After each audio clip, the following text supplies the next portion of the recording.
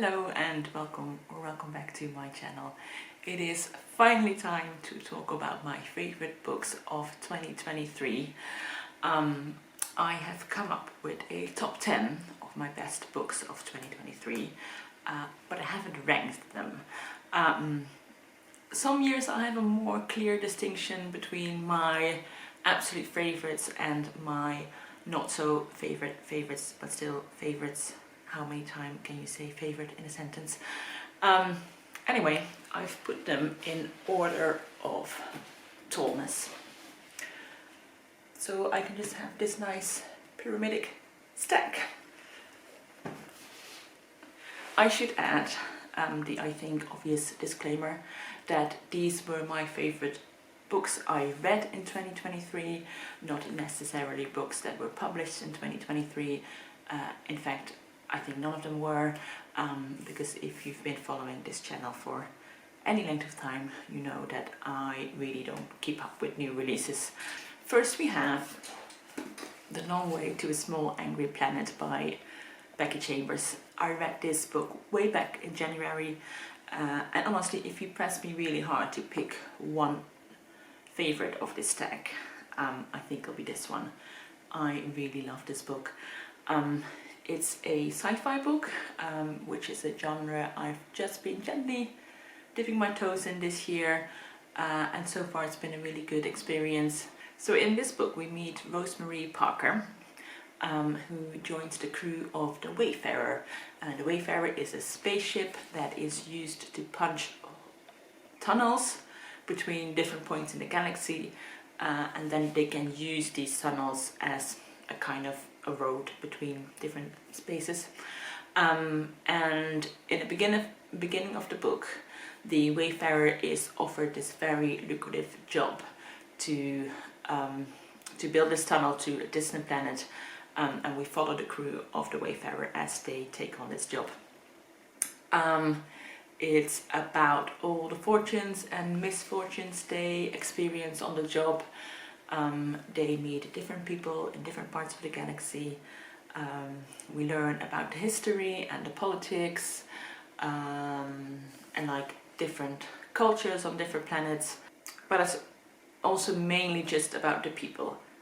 And I say people, but there's also like other alien beings on the ship, and the relationships they build being in such close quarters with each other. And what I really loved about this book was the found family aspect of the story. You have this mishmashed group of characters forced to live very closely together on this one spaceship. They have a history together that connects them, and I just loved getting to know these characters, how they all related to each other, where they all came from. And because these are characters from different planets and they aren't all human, there's just a lot of space to explore different costumes and cultures, and different species will have a different view on things like relationships and love and the way gender and sexuality works. And I don't read a lot of science fiction, but if I do, then this is the kind of sci-fi that I enjoy. I don't really like science fiction that gets very into the science details. Like, I don't care how this spaceship punches holes through space. That doesn't have to be explained to me. But I like that the genre allows for a lot of speculation, and it allows for space to think about the possibilities beyond what we know as humans on Earth. And what I really enjoyed as well is reading about the like small day-to-day things, like reading about what life is like on a spaceship, where they sleep, what food they eat and stuff like that. So yeah, plot-wise there is definitely some twists and turns to keep the momentum going, but it is absolutely about the characters and their connection to each other and how they develop that is at the heart of this novel. I absolutely fell in love with these characters. I was laughing with them, I was crying with them during the course of this book. It's very queer positive, heartwarming, hopeful, but also sad and emotional. Yeah, I just had a really wonderful time with this book. The next book is Fool's Fate by Robin Hobb. I can't really get into the plot of this book since it is the third book in the third trilogy in a larger overarching series. There's a dragon involved. I am very slowly making my way through this series, as in I started it I think back in 2017, and I read about 1 or 2 books a year, and I have a feeling that every year until I finish the remaining 7 books, and I think there's also some novellas and short stories, until I finish those books they will appear in my favorites of the year, because this is just my favorite fantasy series ever. What I love about these books is that Robin Hobb gets that balance between world building, plot and character development exactly right. I love that they are a bit slower paced than maybe your usual fantasy books, and she really takes time to develop these characters and just gets deep into them. She really explores relationships between characters, how the events in the books will change them. There's like 2 magic systems in this series, and she really goes into like what impact having this magic or learning this magic will have on a person. And over the last 9 books in this series, and again in this one, she has constantly impressed me with just the complexity of the characters, their growth, and how even still in the 9th book there are unexpected things revealed about their characters. Yeah, it's just so good. And like I said, she got the balance right, because it's not like the plot is put on a back burner. There is a lot happening in this book, lots of twists and turns. This is the last book in this particular trilogy, and she's definitely wrapping up some storylines and bringing everything together. And in the end I was really flipping the pages, you know, anxious to find out what would happen. Yeah, if you've not read this series, I would highly recommend you to do so, because it is just so good. Next we have a book that I read for the BookTube Prize semi-final, and I put it on my #1 spot in that particular round, and that is How High We Go in the Dark by Sequoia Nagamatsu. This is a book of interlinked short stories, and that is like catnip to me. I am really quite partial to an interlinked short story collection. This is a dystopian book, or maybe cli-fi, I guess. The book starts in like 2030 something, and because of global warming the permafrost is melting, and it releases a virus on the planet. This has brought a plague to humanity that affects mostly children. Some of these stories are more realistic and familiar. There's an obvious parallel to the COVID pandemic, of course, and then some stories are set further away in the future, and they are a bit more proper sci-fi stories. I love the structure of this book, because in the beginning of the book the connection between the stories, it's there, but they are but it feels a lot more like separate stories just set in the same world. But the further you get into the book, the more it just connects different characters and different plot lines, and thematically they will start to speak to each other as well, and you start noticing just how intricately this is put together. This wasn't a book that I loved from the first page, but it really grew on me the further I went into it. I really love the underlying theme of hope in this book. In every story somebody was working on leaving a positive impact on Earth and on humanity. From small things like just helping a neighbor out to working on finding a cure for this plague. And I love discovering that in each story. It might not be obvious immediately, but in every story somebody was doing some good in their own way. I think in a book that is so much about death and grief in so many ways, it's just so bleak a lot of the time.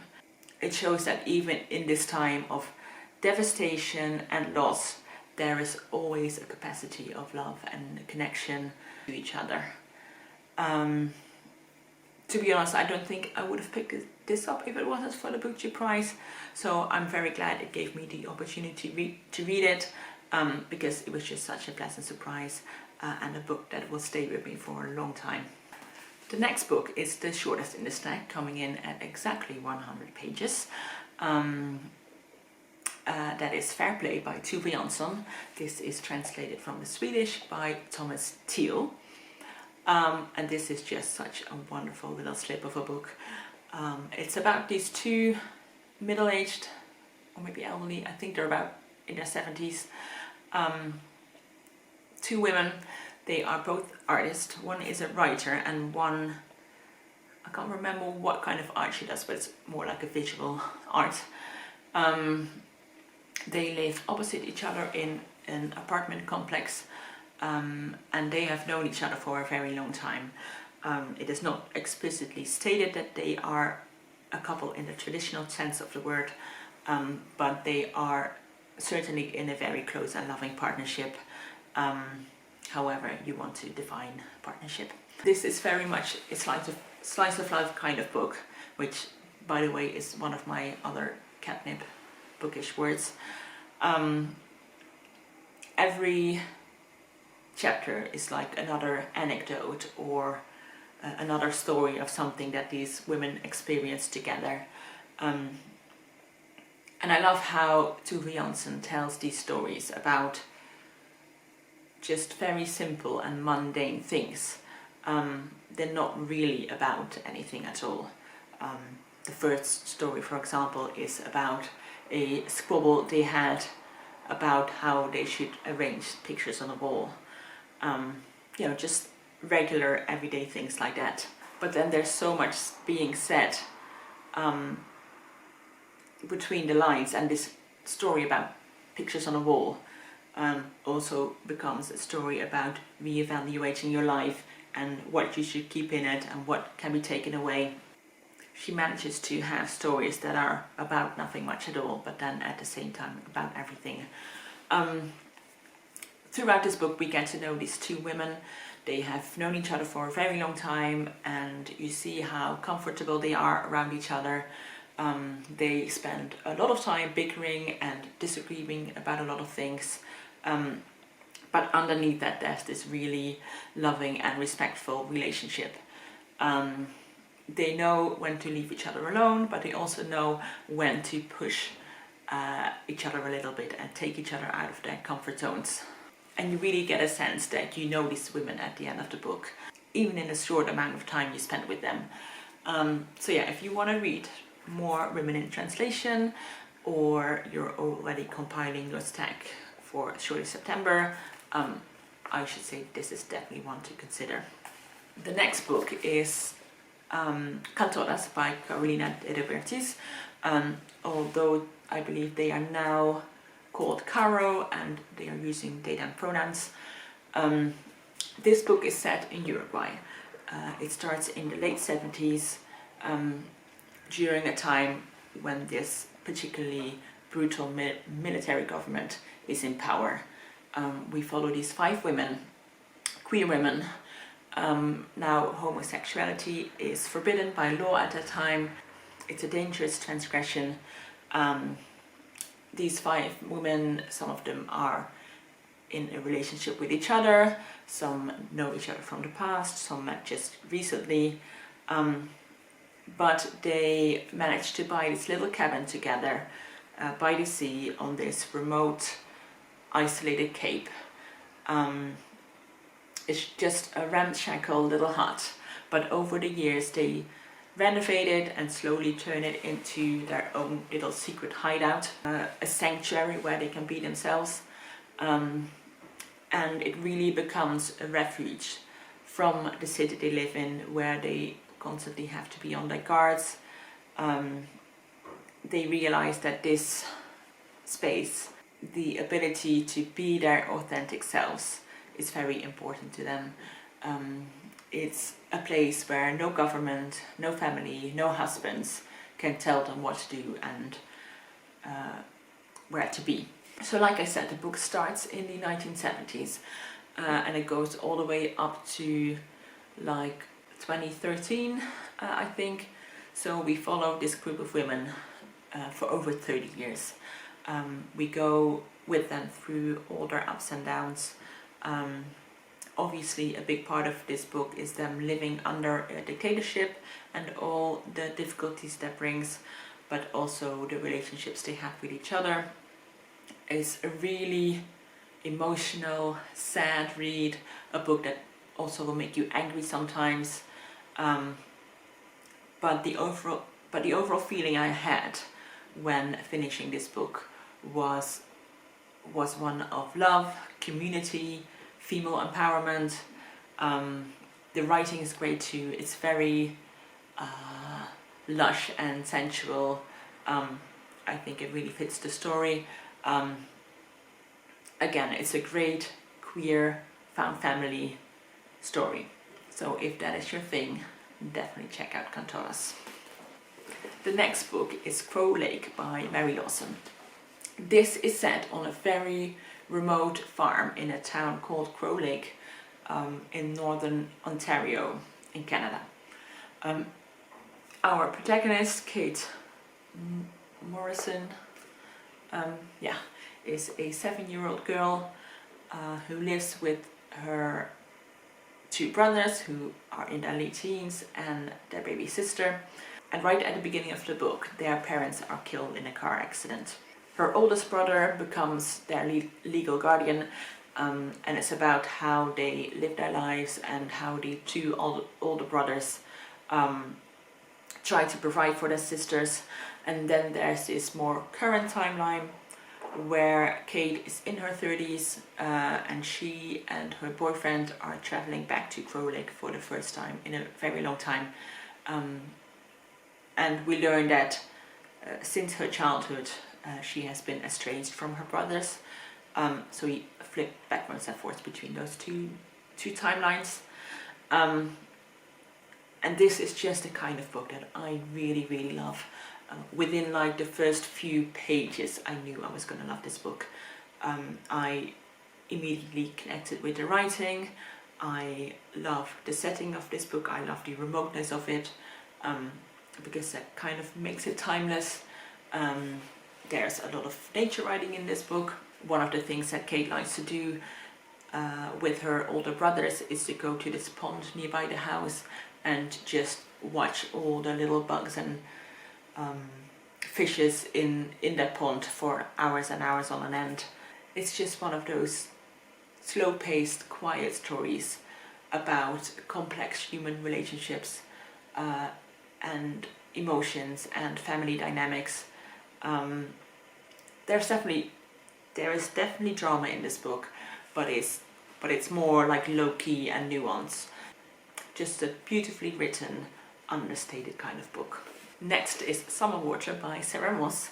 Now Sarah Moss is an author that with every book I read of her, she just cements herself more as one of my favorite authors. I haven't read all of her work by any means, but everything I have read so far I've ended up loving. I love her prose. As soon as I opened the book and read the first page of this book, I loved it and I knew I was going to be in good hands. So this book is set on the longest day of the year at this kind of faded glory holiday chalet park in Scotland. And since we are in Scotland, June doesn't necessarily mean beautiful sunny days. In fact, it's been really quite bleak and wet. The whole book is set over the course of one day, and in each chapter we follow a different person. Every chapter is about this one person and whatever issues they are dealing with within themselves or within their family. But they are also all watching each other, keeping an eye on what the neighbors are doing, speculating about each other. And because it's this rainy day and everyone is kind of stuck inside their own little bubble, nobody actually interacts with each other, which makes it feel very claustrophobic. It seems like this small holiday cabin park is like a condensed version of British society as a whole. And what I think Sarah Moss is just so brilliant at is her ability to portray real, actual people. She is so good at writing inner dialogue and putting into words all the jumbled thoughts that go around in a person's head, in a way that it makes sense, but it doesn't take away the complexity of it.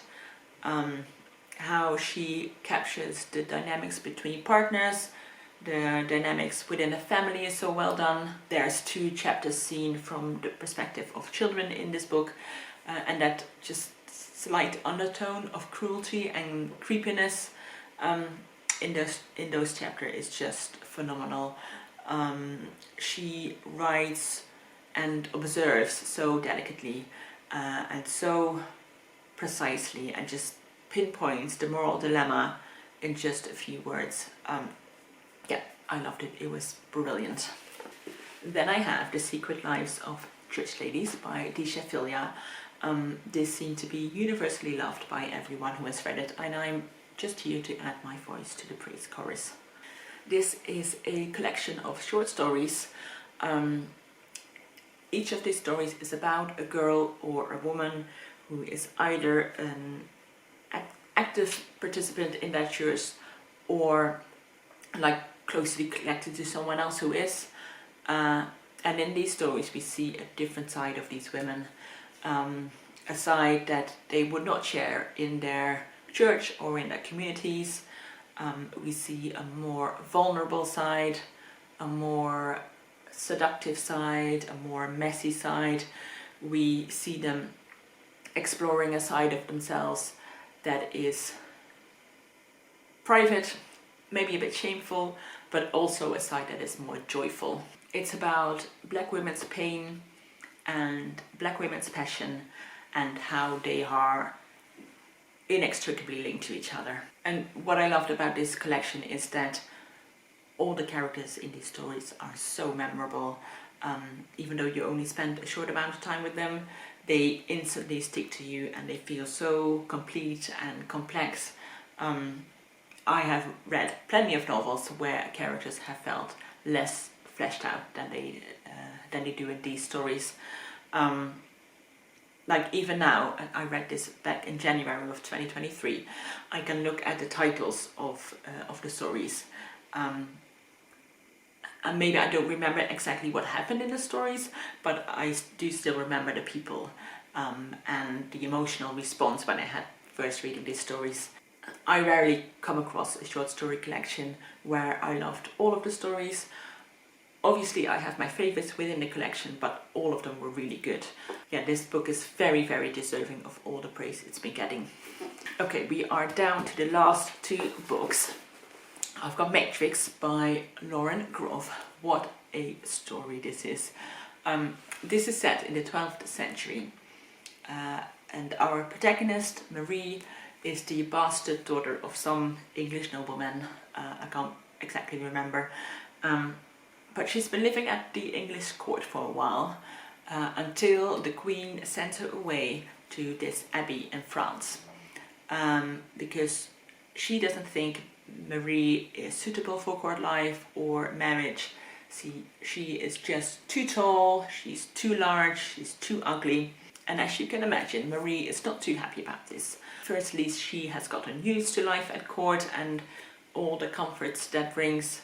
And now she has to live in an abbey that has no money, so the nuns are all starving, the place is cold and miserable, and her whole day just revolves around prayer and servitude and just being uncomfortable all the time. And secondly, and probably more importantly, Marie was in love with the Queen. She just had this huge crush on her. She was really obsessed with her, and she just does not understand why she's being sent away, because in her mind this love was mutual. So she's also heartbroken. She desperately writes to the Queen to take her back, and she's just wallowing in pity. Until one day she realizes that the Queen is not going to come for her. This abbey with these nuns, that's where she's going to be. And she just kind of turns it around and decides that she is going to be the baddest girl boss prioress that this abbey and the whole of France has ever seen.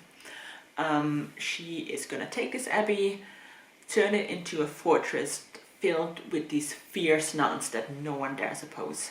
And that is exactly what she does and what this story is about. It's feminist, it's about the strength of women coming together, it's witchy and fanatical and sensual. It's a grand story but also intimate. I found the writing very rich, but it's not heavy-handed. It reads quite easily. It almost has this like biblical quality to it, the writing. It has a weight to it and a kind of formality, but like I said, still easily accessible. I think it really fits the story. Going into this, I heard it was going to be a story about lesbian nuns, and yeah, sure, that's what it is. But I didn't realize exactly how fierce this book was going to be. Marie is just such a formidable character. I loved it. And the last book on my top 10 of 2023 is The Marriage Portrait by Maggie O'Farrell, another historical fiction book. This is set in Renaissance Italy. It is about Lucrezia, who was an actual person in history. She was a member of the Medici family, and she died when she was only 16 years old. It was speculated that she was poisoned by her husband, and this is Maggie O'Farrell's take on that story. And this book starts when Lucrezia is traveling to a hunting lodge with her husband, and when they arrive, Lucrezia just has this very ominous feeling that her husband has taken her there to kill her. So that is like the prologue of the story, and in the rest of the book we alternate between like her story of growing up as a young girl, being quite a spirited child, and finally getting into this arranged marriage when she was 14-15 years old. And on the other hand we have the story of the events of the last year in her life. I loved Lucrezia as a character. Like I said, she was a spirited child and she grows up to be quite headstrong. She isn't afraid to voice her opinion in a world where everyone expects her to be quiet just because she's a girl. She has lived quite a sheltered life, so maybe she doesn't understand a lot of the world, but she's not naive. She is discovering more and more about how the world works, how patriarchy works, and her anger and indignation is so palpable. She's just such a good character. Now, Maggie O'Farrell's writing style is just so lush and sensual. It immediately transports you to this 16th century Italian setting. I love how she takes her time to set a scene, how she elaborates on some details.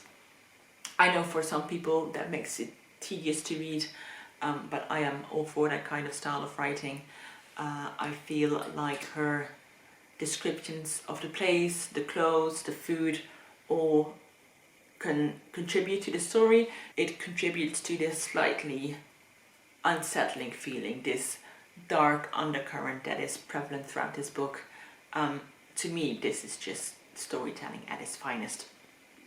So, those were my best books of 2023. Have you discovered any commonality within these books? Like, did you see any of my favorite book ingredients? And based on this tag, what is a book that you think I should read? Okay, I'm gonna finish this video. It's gonna be long enough as it is anyway. Thank you so much for watching. It was very nice having you. Please come back another time. I will see you in the next video. Bye bye.